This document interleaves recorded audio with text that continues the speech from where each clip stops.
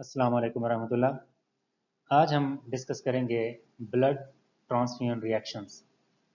जब किसी बंदे को ब्लड लगता है तो उसको कोई ना कोई रिएक्शन होने का चांस होता है। नॉर्मली होता नहीं है, लेकिन कभी कभी हो सकता है कि उसको कोई रिएक्शन हो जाए। तो आज के लेक्चर में हम ये चीज़ डिस्कस करेंगे कि हम उन ट्रांसफ्यूजन रिएक्शंस को कितनी बेसिस पे क्लासीफाई करते हैं और वो रिएक्शंस कौन कौन से होते हैं। ठीक है, तो चलें चल के देखते हैं। पहली जो बेस है, हम इसको इम्यूनोलॉजिकल बेसिस पे और नॉन इम्यूनोलॉजिकल बेसिस पे क्लासीफाई करते हैं। मतलब अगर तो वो एंटीजन एंटीबॉडी बेस्ड हैं रिएक्शंस, तो हम उसको इम्यूनोलॉजिकल कहेंगे, और इसके अलावा अगर हैं तो हम उसको नॉन इम्यूनोलॉजिकल कहेंगे। अब जो इम्यूनोलॉजिकल है ना, उसको हम चार हिस्सों में डिवाइड करते हैं। एक तो हमारे जितने ब्लड सेल्स हैं उनके खिलाफ एंटीबॉडीज बन सकती हैं। ठीक है, अब कौन कौन से हमारे सेल हैं? रेड सेल्स हैं, तो due to red cell antibodies. इस तरह वाइट ब्लड सेल्स हैं, due to white cell antibodies. Platelets हैं, due to platelet antibodies. And due to plasma protein antibodies. ये चार चीज़ें हैं, तीन सेल्स के अगेंस्ट और चौथा प्लाज्मा प्रोटीन के अगेंस्ट। अब जो रेड सेल एंटीबॉडीज के अगेंस्ट हैं, they red sensitization to red cell antigens. Red cell antigens के अगेंस्ट सेंसिटाइजेशन हो सकती है, हीमोलिटिक रिएक्शंस हो सकते हैं, इमीडिएट और delayed. Due to white cell antibodies जो है फिब्राइल ट्रांसफ्यूजन रिएक्शंस हो सकते हैं। Transfusion related acute lung injury, हमारे लंग्स को इंजरी हो सकती है ट्रांसफ्यूजन से रिलेटेड। और transfusion associated graft versus host disease. Graft versus host disease ये होती है कि जब हम किसी बंदे का कोई बॉडी का टिश्यू किसी और बंदे में लगाते हैं तो उसका रिएक्शन होने का चांस होता है, उसको हम ग्राफ्ट वर्सेस होस्ट डिजीज कहते हैं। क्योंकि ये ट्रांसफ्यूजन से होती है तो इसको हम transfusion associated graft versus host disease कहते हैं। Due to platelet antibodies, platelet refractoriness हो सकती है, पोस्ट ट्रांसफ्यूजन परपरा हो सकता है, छोटे छोटे स्पॉट्स बन सकते हैं ब्लीडिंग के। प्लाज्मा प्रोटीन के एंटीबॉडीज की वजह से अर्टिकेरिया हो सकता है और एनाफ्लेक्सिस हो सकता है। ये वो कॉजेज हैं ट्रांसफ्यूजन रिएक्शंस की जिसमें एंटीजन एंटीबॉडी इन्वॉल्व होती हैं। और एंटीजन या एंटीबॉडीज किस चीज़ के अगेंस्ट होती हैं, ये मैंने आपको ये चीज़ें बता दी। सिंपली आपने इसको याद रखना है।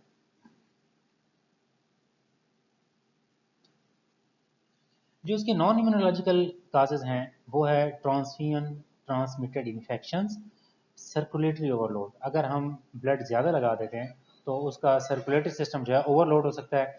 साइट्रेट टॉक्सिसिटी, क्योंकि उसके अंदर एंटी कोगुलेंट होता है तो उसकी टॉक्सिसिटी हो सकती है। पोटाशियम का लेवल ज़्यादा हो सकता है, एसिड ओवरलोड हो सकता है।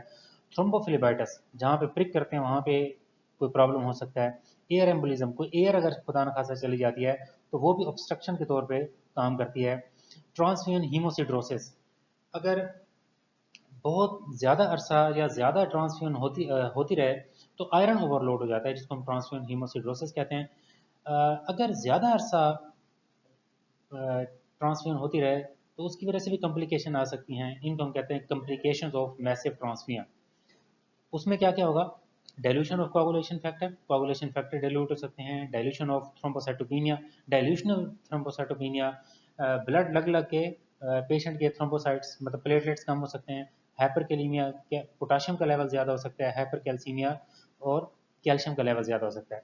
अब ये जो ट्रांसफ्यूजन ट्रांसमिटेड इन्फेक्शंस हैं, इनको हम डिफरेंट कैटेगरीज में डिवाइड करते हैं। वायरल इन्फेक्शन है, हेपेटाइटिस बी वायरस है, हेपेटाइटिस सी वायरस है, ह्यूमन इम्यूनोडेफिशिएंसी वायरस है, साइटोमेगालो वायरस है, human T cell leukaemia virus है, पार्वो वायरस है, एप्स्टन बार वायरस है।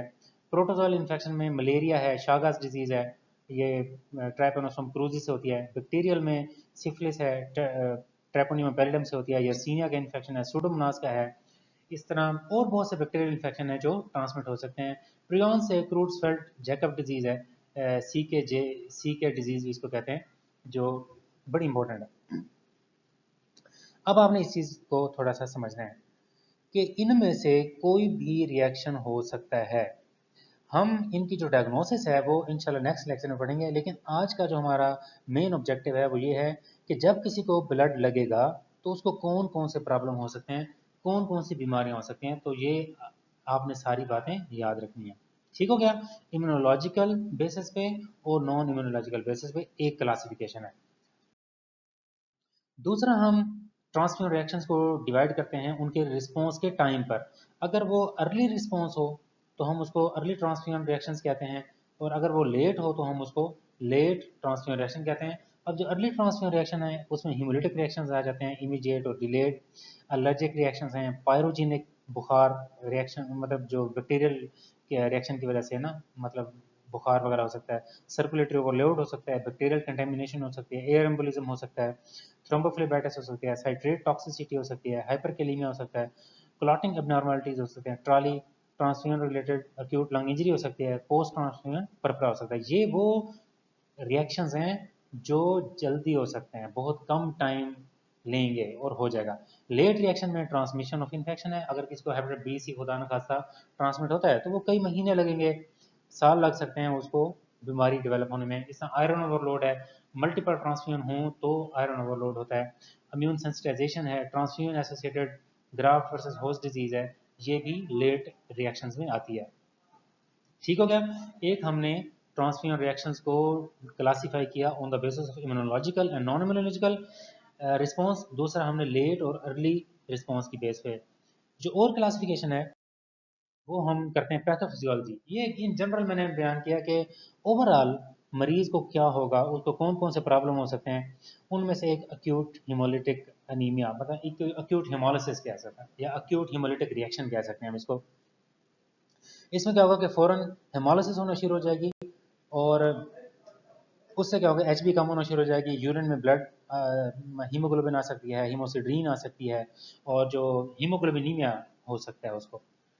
इस तरह डिलेड हीमोलिटिक रिएक्शन हो सकते हैं, एनाफिलेक्टिक रिएक्शन हो सकते हैं, और सिंपल एलर्जिक रिएक्शन हो सकता है किसी भी जगह पे या किसी खास ऑर्गन में।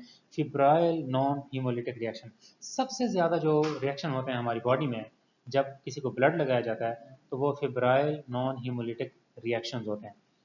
तीसरे सेप्टिक, सेप्टिक रिएक्शंस हो सकते हैं, मतलब उसमें बैक्टीरियल कंटेमिनेशन अगर है तो उसकी वजह से हम उसको सेप्टिक इन्फेक्शन कहते हैं। ट्रॉली हो सकती है, transfusion related acute lung injury, मतलब अगर खुदा न खास्ता आपने देखा कि वाइट ब्लड सेल्स के अगेंस्ट एंटीबॉडीज बनती हैं तो हमारे लंग्स भी साथ में डैमेज होते हैं।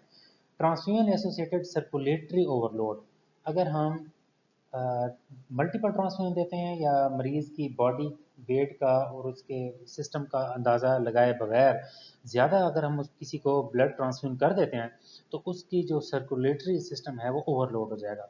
ओवरलोड होने से बहुत ज़्यादा प्रॉब्लम आएगा, हार्ट पे बहुत ज़्यादा मतलब बोझ आ जाएगा, मतलब हार्ट पंप प्रॉपर नहीं कर सकेगा, और भी इस तरह के बहुत से मसले आ सकते हैं। तो ये बहुत अहम चीज़ें हैं जो हमने समझनी है ट्रांसफ्यूजन मेडिसिन के पॉइंट ऑफ व्यू से, हेमाटोलॉजी के पॉइंट ऑफ व्यू से, कि जब हम किसी को ब्लड लगाते हैं तो उसको कौन कौन से प्रॉब्लम हो सकते हैं। इनकी डिटेल आप पढ़ सकते हैं, और इसकी डिटेल और भी बहुत सारी बातें इस पर बोली जा सकती हैं, लेकिन मैंने आपको समराइज़ करके बता दिया है कि जो हमारे ट्रांसफ्यूजन रिएक्शंस हैं उनको हम कैसे कैसे समझ सकते हैं, उनको कैसे कैसे क्लासीफाई कर सकते हैं। तो ये एक छोटी सी काविश है, आप इसको पढ़ें देखें, अगर कोई बात समझ नहीं हो तो आप सवाल कर सकते हैं। थैंक यू सो मच, अल्लाह हाफिज़।